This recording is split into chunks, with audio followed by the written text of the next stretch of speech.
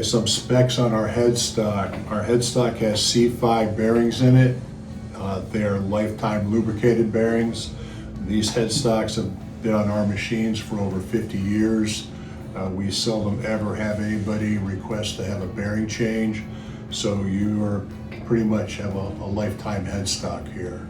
Okay, a safety precaution. This is going to be spinning at 28 RPM. You're going to have your burr holder, your burr in the end of this, and you're going to be riding your jewelry. Okay, if you don't want to have loose fitting clothing on, you don't want to have gloves on. If you have long hair, you want to have it tied back or up in a hat or something. This happens all the time in the machinist trade, where somebody with long hair will get close to a moving spindle and the spindle will grab your hair, and pretty soon you're wrapped up onto this thing. Okay, this is only a 1/2 horsepower motor, so it's not strong enough to do real serious damage, but there is a risk if you have loose fitting clothing or long hair around this. This system is designed to use our standard Morse number 10 headstock motor and speed control that comes on our machines.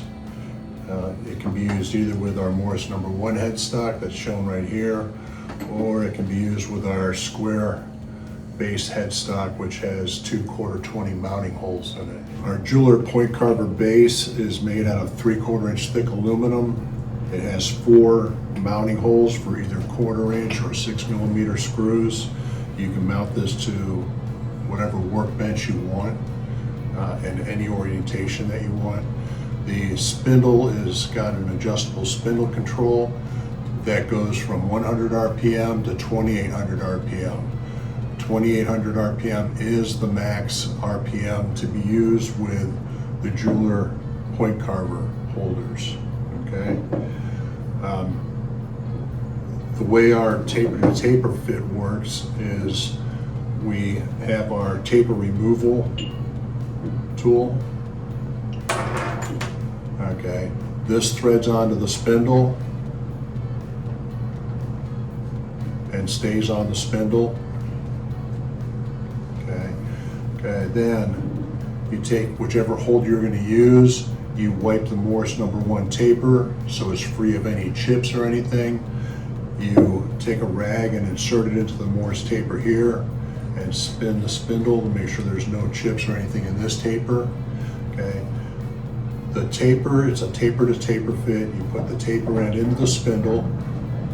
When it gets in place, then you basically just turn it as if you're threading it into the spindle, and the taper to taper fit will lock up. Okay, once it's in there, then you secure it with a 1/4-20 draw bolt. Draw bolt goes in the back of the spindle, threads into the back of the holder. Okay. Then you use a wrench and you tighten the draw bolt.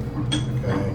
As far as the tightness on the draw bolt, this just has to be snug. It doesn't have to be super tight. Okay.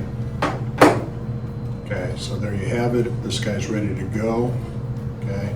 When you're ready to remove or change your holder, okay, then what you do is you loosen the draw bolt. Okay. You thread it out about 2 or 3 turns and leave the washer in place.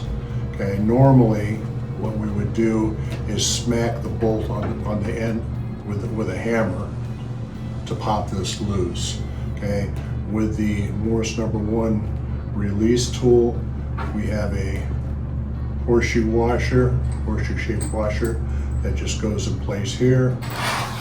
We have 2 Tommy bars. Okay, one goes into your collar right here. There's numerous holes, and the other one you can put into your burr holder. Okay, so you hold the horseshoe washer in place. You thread the collar out against it, and then you just pull towards each other, and that releases the taper to taper fit. Okay. At this point, you just unthread the bolt the rest of the way and so your holder comes right out. Again, keep your tapers clean, both inside the spindle and on your holder.